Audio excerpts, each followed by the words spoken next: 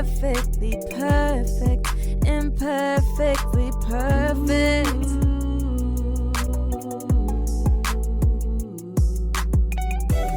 Imperfectly perfect, imperfect, imperfectly, imperfectly perfect. Imperfectly perfect couple. Oh yeah. Welcome back to the Imperfectly Perfect Couple podcast with Candy and Tank. And this episode is a special episode because we're doing a mukbang. Somewhat like that. So I've prepared some lasagna soup, okay? More like raviolis to me. Okay, but anyway, it was a little TikTok idea, and then my sister made it also, so... Today? No, not today. Oh, okay. Nah, she made it like a while back, and so I was like, oh, I'm making lasagna soup, and she was, oh, okay. Oh, okay. I didn't know that. Yep. I most definitely didn't know that. So yeah, so we got this, so we might be a little smacking and taste testing and things of that sort, so... I haven't eaten all day, basically. Well. What you got, man? What's up? So, I know we're doing a lot of like preparing for just like personal things that are going on in our life this week and things of that sort.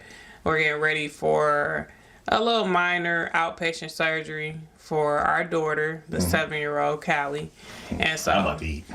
So we're preparing. I'm a little emotional behind it a little bit, but not too much because I just know like everything will be okay. But parents know, mothers know. I don't know if dads feel the same feeling, and you can let me know if you feel it. Like just with the whole thing of just knowing that your child, especially when they're young. I don't care. Well, I wouldn't even say that they're young because any mother would, kind of. Parent? Any parent, yeah, mother, father would worry about, just the whole thing of just going under and things of that sort. So, but we've been in good vibes and good spirits and everything about it because we know everything will be fine. So, I mean, I think for me, I think stuff like that is kind of like, it's kind of 50-50, if you will, in my case, because due to the fact of, I believe, me working in the hospital in the past. So it was certain situations and scenarios that I was put in to where you can't let your emotions get the best of you type situation. You know what I'm saying? I know. So like a lot of areas, I say it's kind of like numb. But then like, understanding, like you said, it's not like major. You know what I mean? Like you said, anything going under is quote unquote like, you know what I'm saying? But for the nature of what it is, it's like, I'm not going to even throw that into the equation of worry. You know what I'm saying? But I mean, yeah, most definitely. Yeah, you know what I'm saying? It's just really just, keeping her, keeping you, keeping myself, keeping everybody else in good spirits. You know what I'm saying? Like, nah, go do this, knock this out, call it a day. Right. So that's me. You know? Well, I work in the medical field currently. So I kind of feel like it's still like a difference. Like men don't really show their emotions as much. Y'all kind of like hide it or y'all vent it in a different type of way without showing the actual emotion. But the setting that you're working in is not, you didn't get a chance really to see or experience like different scenarios. It's kind of like baseline. When people come to where you work at, it's like, this is what it is. It's not a fast changing or, oh, we got this coming in. Oh, we got that coming in. So you didn't necessarily experience that. So, people gonna go through or feel what they feel. So, and you are entitled. You know what I mean? Our feelings are valid. Well, speaking of feelings and speaking of things being valid, there is something that I found out this past weekend. What's that? And what that is, did you know that it's illegal? It's a federal, it's a crime. It's a real deal crime to where you can be, fuck that. I think it's a federal offense. As far as what? To where if you were to obtain information out of somebody's phone. Mm-hmm. So what happened was a wife had hardcore evidence that her husband was cheating on her. Mm-hmm. She went and she was snooping and looking through his phone, text messages, had all hardcore evidence right then and there. Mm-hmm. And his attorney pretty much advised her counsel that she needs to stop before she incriminates herself, because it's a new law that had just recently passed to where you can be prosecuted and it's a federal offense to do that. Even if it's a thing to where you paying the bill on the phone. I was just about to ask that. Yeah, even if you're the one paying the bill on the phone. That's my phone bill. But technically, it's for me. Mm-hmm. And if you go through my stuff, that's considered, that's considered a federal offense. Y'all hear that? Y'all ever did that before? You can't do it now. Go through y'all mate's phone or significant other, husband, wife, partner. People do business partners, all that type of stuff. So they can't do it now. If you do, just know you can get into some real trouble. Man, that's deep. There's a lot of people that be in jail like 40 years ago. So when did cell phones first come out? That's about right? But they wasn't storing numbers and all of that stuff like how... And text messages and all that. I'll just say so for sure, text messaging, late 90s. Yeah. Because then you had to pay the two-way pagers and all that stuff. So if y'all was going through y'all significant other's phones in the late 90s, you could have been locked up. Man, look here. You could have been prosecuted. It's spooky out here. That's crazy. Yeah, so that's something that I just recently found out, and I'm like, wow. Because she just knew that she was about to get off, and you know what I'm saying? I mean, because that's like grounds for divorce. You know what I'm saying? And his judge was like, I think y'all better, advise her of what's going on, you know, because she about to commit to doing a crime. You ever went through my phone? No, no, serious. I mean, first of all, you know my thing on my phone, so I mean, no. What about you? You did? Yeah. Damn. I never look for nothing though. Oh, okay. This is more so like, I answer your phone sometimes if it rings. You know, depending on the circumstances. If you indisposed or something, I'm not putting you in that situation. But I think like just little stuff like messages or hey, so-and-so text you, or hey, so-and-so called you, or whatever. In most cases, I say, well, who is it? Or it's a thing to where, hey, so-and-so calling, and this is like an announcement. Like so-and-so calling, or pick it up, or tell them I'm calling back. Yeah, that one time, I have gone on your social media before, though. Dang, I didn't know. You did know, because I put a post on there. Remember, it's been a few times that I've done that, and I've made a post like, I'm so in love with Kandy, blah, blah, blah. You know, and all of that stuff. It was just like a silly little post, like making it seem like your page may have been hacked or something, like he just love bombing me or something. Nah, I remember but don't remember. I do but don't. How did you get access? What do you mean? Phone? Your phone. Oh, you know what? Now you say that, I think I do remember. I think I kind of do. Everybody was laughing and commenting and stuff. Yeah, I think I do. I do remember. Did I try to get you back or something? I don't remember. I don't remember neither. Me neither. Yep. Well, so what is the what's the topic? Like, what are we talking about today? So today we are talking about if you've ever felt in life that you've made some type of mistake that you were able to turn into an opportunity.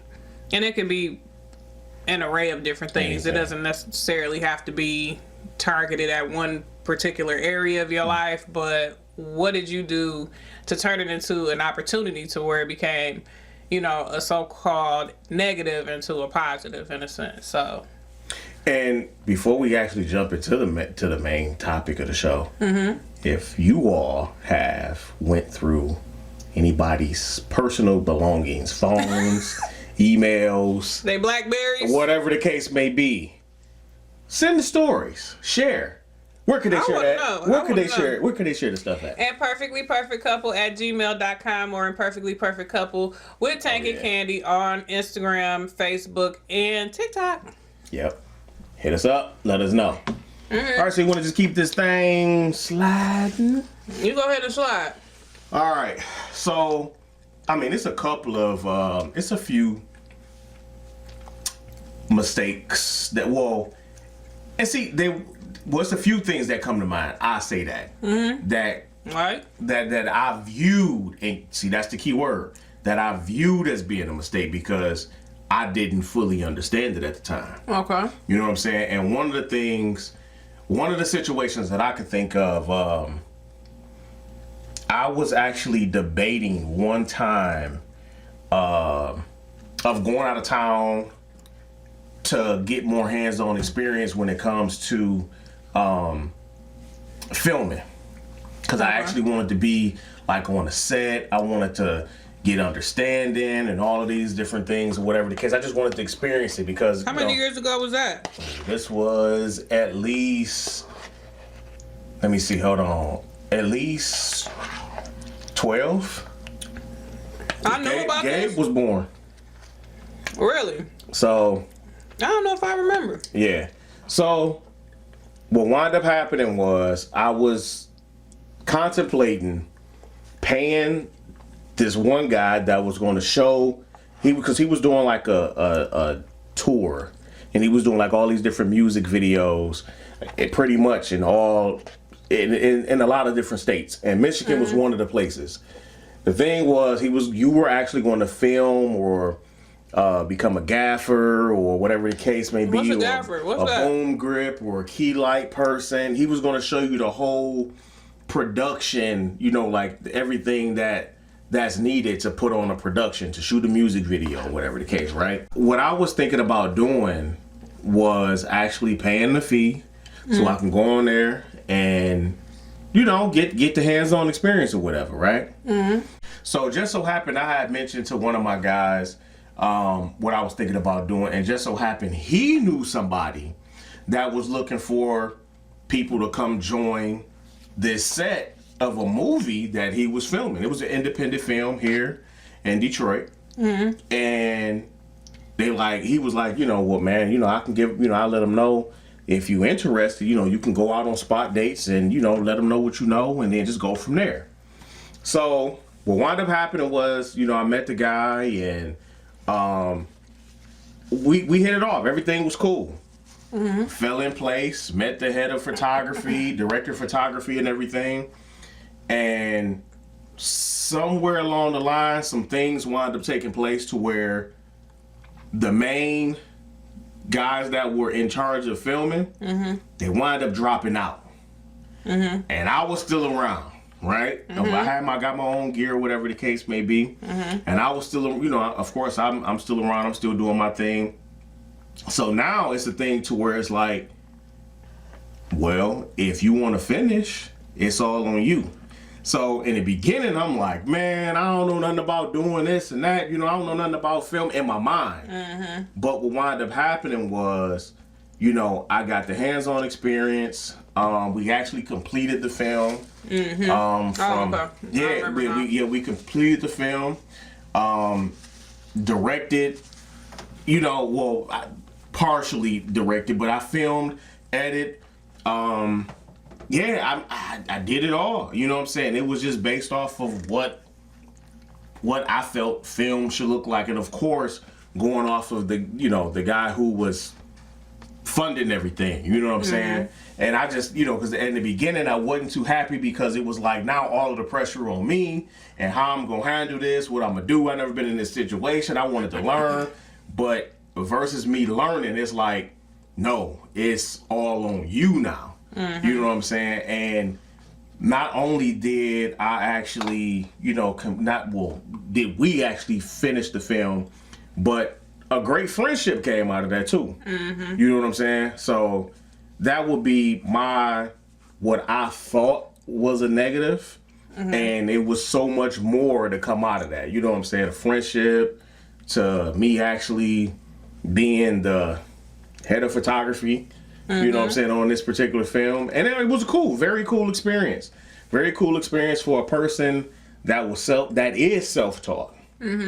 So that would be my story. Probably lengthy, but that would be my story. Cool. Yours?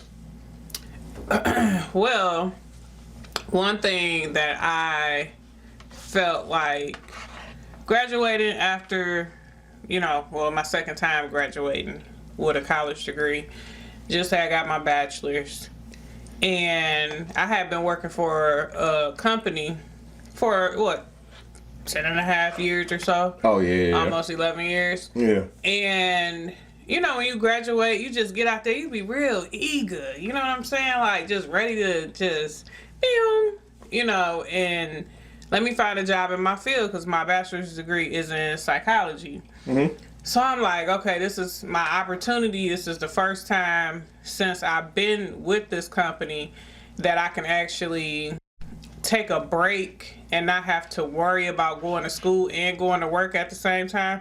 So I was kind of looking on my first exit strategy up out of there. So I started applying to all of these different places, and the first phone call I got back was the job that I had took. So, not necessarily knowing what I was getting into 100%, because talking to people that were within and then outside of where I was going to go didn't make it seem like it was as bad. I'm like, okay, so I could really get some hands-on experience up under my belt with this psychology degree. Long story even longer. Long story even longer. I ended up actually feeling regret behind it, because it wasn't much of a pay increase. It was just cents, to be honest. So it was more so a thing, you initially took the job because okay, I've been going to school for all this long, and now I got to show people. Now I got to show somebody something, that I know how to do something with this degree. Okay. That everybody been waiting on me for years to graduate with. Okay. So get in there, start one job, and I was like, all right, that's enough of this one. Start another job. All right, I had enough. By the time I was on my third job within the whole facility, took a leave of absence and reevaluated everything, because that was around the time I was pregnant with Callie, and it was just a lot of stuff going on. And after having her, I really started reevaluating a lot of things. But after all of that stuff, I'm like, well, let me go back to school again. So I started going back to school, and I'm like, this bachelor's degree really ain't gonna bachelor it for me. So I need to go back and get my master's degree. And by the time Callie is about 2, I can have a master's degree and then be a social worker. So going through just all of that, the interns, I'm back in school, doing all of these field things in and out of town and all kind of stuff. But long story short, it ended up paying off, because a few things, I met a lot of good people along the way, a lot of people that I'm still friends with to this day, a lot of people that I'm still cool with to this day.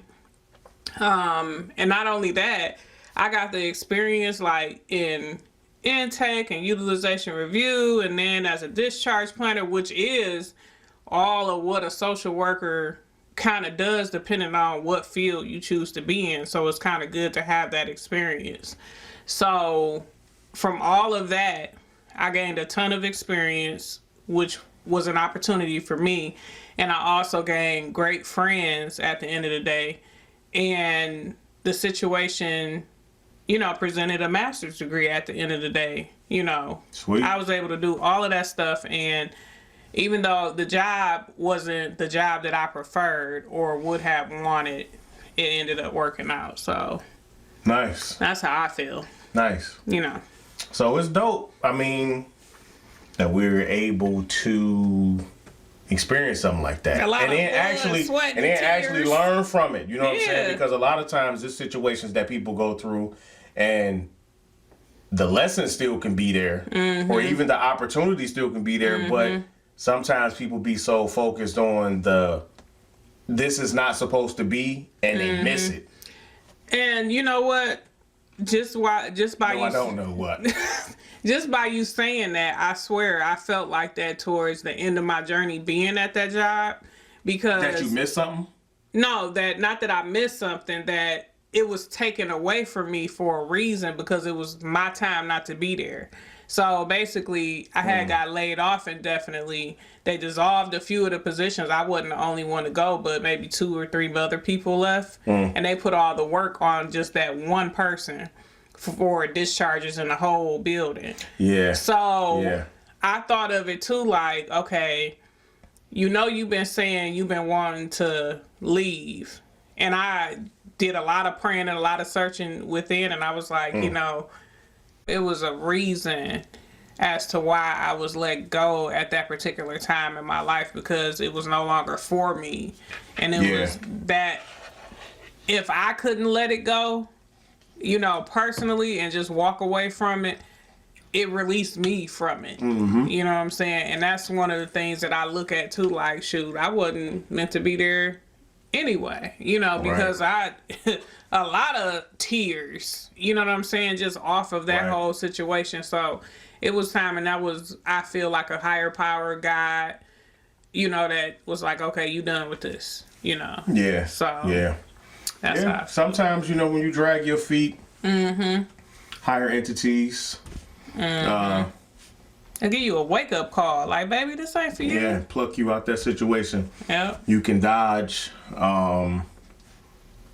mishap. Yeah. If you will, you know what I'm saying? Yeah. I mean, because I could think about, it's a situation to where that I was trying to involve us in when it comes to, it was just a situation I was trying to learn more for just for business. And it's when I say it's a blessing that never transpired. Because just because something may look good don't always mean that it's the best situation for you. All you know what I'm saying? So you can. It's not gold. Yeah, you can die. Yeah. And just because it didn't go through, it's like, well, at first I'm like, man, people be playing around this and that, and and it's like, I look up, Yeah. glad we didn't. But yeah, so all in all, the way I feel, it's just more so a thing to where, that what we viewed as being a mistake, it really wasn't a mistake. Right. You know what I'm saying? So it's a choice. I mean, like in my situation, it was a choice. What's a choice? To leave where I was at, to be there. Because that was the other thing. Remember? So wait a minute, how was it a choice? You said that you because removed. No. I'm talking about accepting the job was a choice. Oh, because I didn't you got have to. Make to. it clear, I'm sorry, but accepting the job was a choice. But not too long after I found out that I accepted the job, the company that I was with prior got sold. Oh, remember? Yeah. And I was like, dang, because everybody, all of the other friends that I made from the previous job were like, man, it's going crazy here right now. Yeah, so. I mean, well, look at everything that transpired with me during the vid. And, people that I keep in contact with, certain things that they've experienced, staffing diminished, at one point. Their workloads is way more heavier well, at the time it was way more heavy. I don't know what it is now. And all in all, they're not even the same company no more. Yeah. They're completely bought out, completely different name change. So, yeah, it's, you know, a lot of times, you know, we just gotta, I guess if you will, trust the process. You know what I'm saying? Trust the process. Don't be a fool. Of course. But trust the process. You know what I'm saying? Yeah. So, do you have any unsolicitation of information for the people? Okay, so... And this is the segment to where we know that y'all don't want the advice, but guess what? We gonna give it to you anyway. The stats and facts. Okay, so when it comes to mistakes as stepping stones, 60% of companies analyze mistakes to improve processes. Also, 85% of people believe mistakes are essential for growth and success. That's a fact. And then also 85% of individuals gain self-awareness from reflecting on mistakes. So all in all, with that last one, think things out, process Think it through. Reflect and even if you do make the mistakes, you're still becoming, it's a mindfulness thing to where you're becoming more aware, like self-awareness, and knowing that, okay, I can see it and I understand it, I receive it. Yeah. So Yeah. Any suggestions or tips on if you may think that this is what this is, or how can, just whatever. What kind of tips or When suggestions? it comes to embracing mistakes, 80% of millennials see mistakes as valuable learning experiences.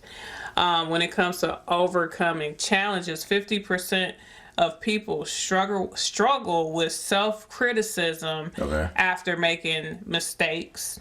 And then also 75% of Gen Z prioritizes learning from mistakes. So that's just coming from an array of different things. So who is Gen Z? Gen Z are the ones that are younger than us. Okay. So that's like your sister. 20s and Would that be your sister in them? That should be your sister in them. Yeah, it's like the generation before us, because I forget what letter of a generation that we are. What you call them? What is it? I think, is it X? Gen Z years. Yeah, Gen Z years are 1997 and 2012. If you were born between those years, I believe we X. So we're millennials. No, Generation X. That would be like our mothers. Oh, so we just straight millennials. Yeah, we're millennials. So if you were born between 80 to 94, okay, you're millennials. Okay. So and then Alpha is after all of those. Gotcha. Our kids. Gotcha. So. Oh wow. Yeah. Okay. It runs deep, but I think the Gen Z versus millennials, like we have different mindsets on how we take things in and how we, neither is a right or a wrong way of how we perceive information. It's just that a lot of times, what do you do with it? Yeah. I think our generation may be a bit more tolerable when it comes to certain things. Like we may stick around and wait it out. Gen Z be like, well, that's deuces. That's the doctrine. And I don't blame them. It's the doctrine, and we were, what's the word I'm looking for? We were groomed to tolerate a lot of the BS. Yeah. You know what I'm saying? Well, I ain't even say a lot. We was just groomed to tolerate BS. Because the generations before us, they tolerated a lot.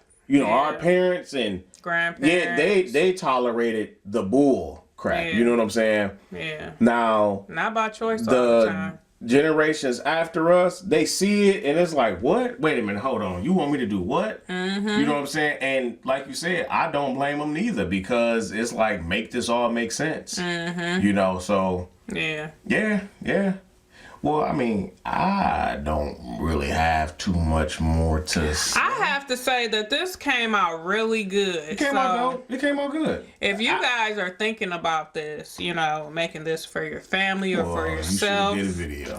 I should have. I'll do a video next time. I'll TikTok it up real quick. You should have did a video. You didn't do it, so don't even talk about how good it is. I'm gonna finish when I get off because I want to chill. I can't really get off into this with that. Oh, I can. I can't. I ain't. Not right now. I could have did an ASMR with this. Nah, I'm good. If you would have swallowed that damn noodle, boy, and went down the wrong pipe, you know, it look like. Shut up. Yeah. All right, man. Go ahead and wrap this thing up. Put a bow on it, cuz please. Okay, learn from your mistakes. All mistakes are learnable, teachable moments for anybody. You can teach these, things to your children, your family, what have you.